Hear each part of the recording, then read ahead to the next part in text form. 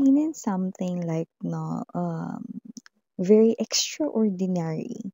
Kakaiba yung mga energies na ating nahagip. Let me find out why.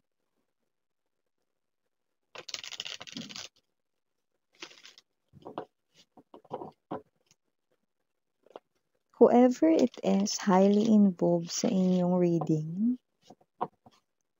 parang madami sila. Extraordinary energies. Kakaibang energies. Let us see. Who are they? And ano yung magiging takbo ng inyong reading?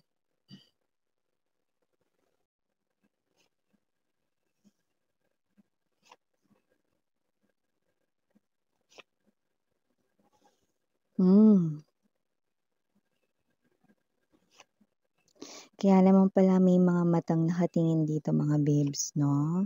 Okay, I'm picking up a lot of energies right in here. And for some reason, okay, kaya pala medyo kakaiba yung energies nila, no? Yeah, this is the confirmation. The death energy right in here. These are the energies right in here, no, ng mga departed loved ones mo. Yung mga special people na wala na ngayon sa life mo, no, physically, but they are watching you guys, no. Kung sino man to, no, there's bloodline right in here.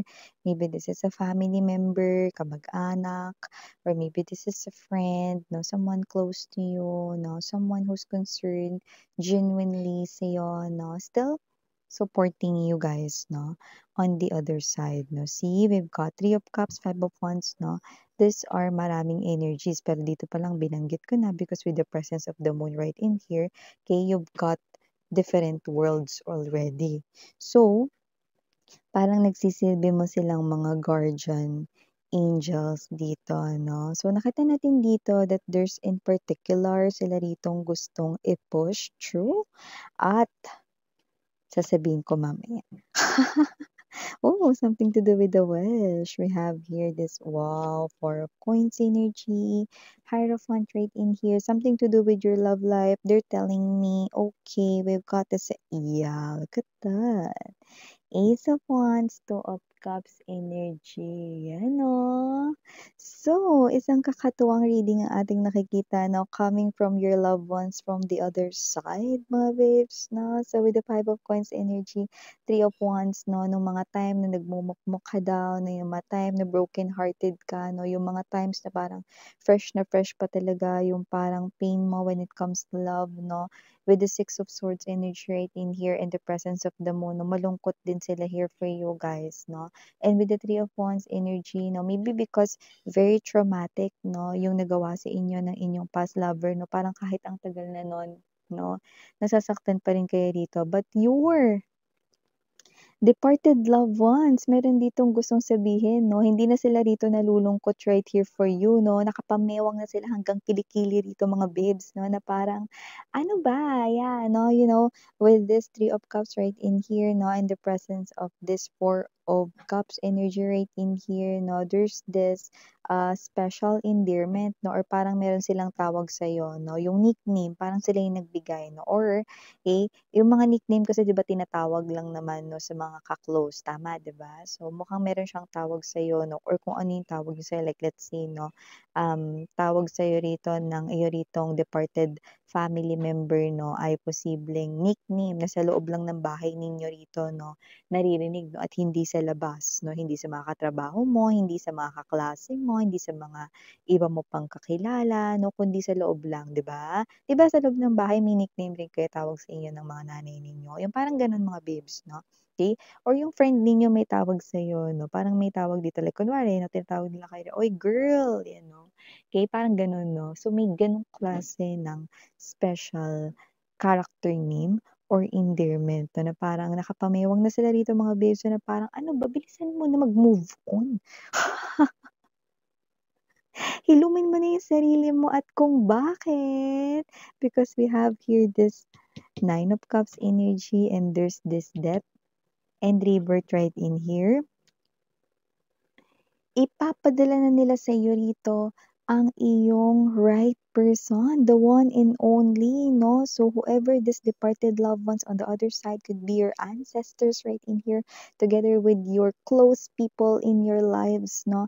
Tapos na, nag-meeting na sila rito, hindi nila mapadala-padala ito, no? Itong malaking parcel na ito na nasa loob nito, ang iyong special person, ang tamang tao para sa iyo, hindi nila magawa-gawa. Kasi ngayon mga babes 'no, ay medyo hurt ka pa, no, yung iba 'no, puwedeng hindi na nga kayo in love with your ex, pero galit na galit pa kayo with your ex 'no, or meron pang kahit na anong bahid rito 'no, ng negative emotions and feelings or hatred about the past. Kailangan mo raw hilumin yun kasi mga babes 'no, hindi nila rito magawang maipadala ang parcel sa'yo ng iyong new love. Yan, sinasabi ko sa inyo mga babes 'no. So, meron na ritong help coming from the departed loved ones ninyo, no? At ito na nga, natumbok na, no? Sinasabi ko sa inyo, di ba? Kailangan mag-enter, no, ng bago kapag ka meron ng room or space, 'di ba?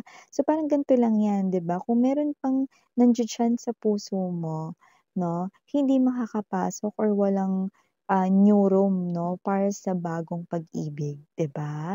So, parang gamit lang 'yan, 'di ba? Kung puno na yung bahay ninyo, 'no, bumili ka ng bagong ref, pero yung ref na luma ayaw mong ilabas, saan mo lalagay yun? 'Di ba, yung bago saan mo lalagay, 'di ba? So, mga babes 'no, your departed loved ones right in here 'no, ay talaga namang gusto na ritong mag-move on na kayo dahil medyo natatagalan na raw kayo, wag niyo raw tambayan. Three of Wands energy para maipadala na 'no, itong ikatutuwa ninyo, Nine of Cups, Four of Coins energy, ang taong hinding-hindi kayo pakakawalan. Yeah, I just heard. Hinding-hindi kayo pababayaan, yun oh. Okay, nakikita ko dito na kung sino man 'tong energy na 'to, and I'm seeing a lot of water. Actually, I don't know if it's an ilog, okay, basta flowing water right in here like a batis, very fresh, 'no? Yung tubig puwede inumin, 'no, mga babes, 'no? So, kung sino man 'tong energy na 'to 'no, fresh na fresh ang ate rito 'no, na nakahagip sa kanyang energy at hindi kayo nito pababayaan, 'di ba? Unlike with your ex, pinabayaan kayo nito. So, wala na rin dapat siya ritong, um, lugar kahit sa isip ninyo 'no, kaya tanggalin niyo na siya. Puwede niyo siya ritong kalimutan 'no, na parang hindi siya nangyari sa buhay niyo. Yun ang advice sa inyo ng inyo ritong mga ancestors or mga departed loved ones 'no, para mapadala na nila sa inyo ito, worth celebrating 'no, and worth the wait daw na person. Sabagay natin ituloy ang aking sasabihin, hindi pala natin nababati ang lahat. Hi and hello there everyone. My name is Yan. Welcome new subscribers. Returning Istam buyers, thank you sa inyong walang sawang love and support for me. At kung hindi mo pa alam, mayroon pa tayong other channel, yun ang ating main channel, ang The High Priestess. Link niyan down below sa ating description box. If interesado, ay click lamang yung link para kayo mapunta there at araw-araw nag-upload tayo ng collective readings for all signs doon. At reading per zodiac signs, meron din tayo there. Lahat tayong gender, by lalaki, LGBT, lahat ay welcome. Pwede rin pong i-switch yung mga roles dahil possible na magkapalit-palit kasi general reading po ito. At the end of the day, lahat ay may free will. Like if you want to claim the messages, gawin itong guidance or hindi, it's up to you guys. Okay? So, sa nakikita natin rito mga babes, no, meron ditong energy ng someone na um, like your energy na parang medyo hindi na nga kayo malungkot about your past 'no, pero andun pa rin yung parang galit na galit pa rin kayo sa kanya or may natitira pa rin kayong galit, may puot pa 'no, or yung iba parang bitter pa about what happened 'no. So, yung iba naman hindi naman sa iniisip niyo na yung ex ninyo pero maaaring hindi pa kayo ready to fall in love 'no. So, your ancestors, your departed loved ones 'no, ay pinu-push na itong new love na makapasok rito sa inyong life 'no, hindi dahil maaagaw ito ng iba, kundi alam mo yung energy nila pinagmitingan, ito talaga yung napili nilang person for you, at ito talaga yung pasok sa banga mga babes. Ano pasok sa banga mga babes 'no? Ito talaga yung energy with the ladder yan o, merong stairs 'no, sa likod. Eto talaga mga babes 'no, yung talagang, makikita mo na talagang lahat ng mga gusto mo sa isang spouse ay nasa kanya or sa isang partner ay nasa kanya. So, kilala ka ng mga taong ito 'no, kaya alam nila kung ano yung mga gusto mo na katangian ng isang person 'no, na, mamahalin mo. So, eto na nga yun 'no, waiting na lang sila rito 'no, na itulak 'to sa'yo.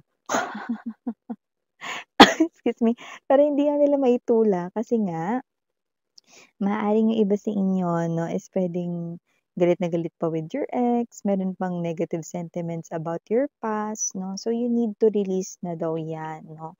You need to calm yourself na mga babes, may mga iba namang mga paraan 'no. You need to forget now the past and move forward sa future 'no. At kapag ginawa mo 'yun, huwag ka na mag-look back 'no. Huwag mo na ring alalahanin yung mga memories ng nakaraan 'no. So, nakita natin dito that they're preparing someone special, you know? Someone special?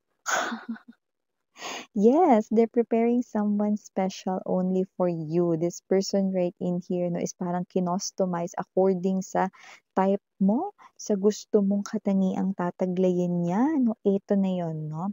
And you are already under the same skies with this person. Yeah, ibig sabihin, born rin siya in this lifetime period together with you, pero hindi pa kayo nagme-meet ever. Kaya hindi pa ito mga babes 'no, makagawa ang mga ancestors mo rito 'no, ng paraan para mapaglapit kayong dalawa 'no, together with the angel guides right in here 'no. Pero yung iba, okey, nakita mo na yung face nito, nakilala mo na, pero hindi nga makagawa ng movement dito dahil nga hindi ka pa totally fixed 'no, or hindi mo pa as in talaga totally nahi-heal ang iyong self, 'yan 'no.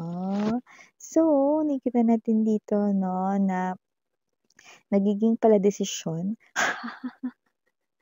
ang iyong mga, departed loved ones right in here because they want you to be so happy 'no, like ganitong happiness talaga, ganitong tawa talaga, ganitong galak talaga 'no, yung happy-happy, yung tuwang-tuwa talaga 'no. So, nakita natin dito 'no, that they are trying to get your attention because they are trying to talk to you, look at that 'no, okey.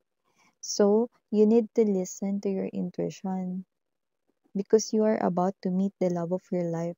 And your love of your life, no, yung right person, no, okay, hindi rito makagawa ng mga hakbang to come to you, okay? So, kailangan mo talagang mag-heal, sweetheart, no? So, if you're still attached, even 0.01%, kahit ganun lang, miss yan, sobrang konti, yeah, kailangan talaga maging 0.00 talaga yung detachment mo sa iyong past 'no, so that they can deliver this, special parcel 'no, of the right person to you, okay.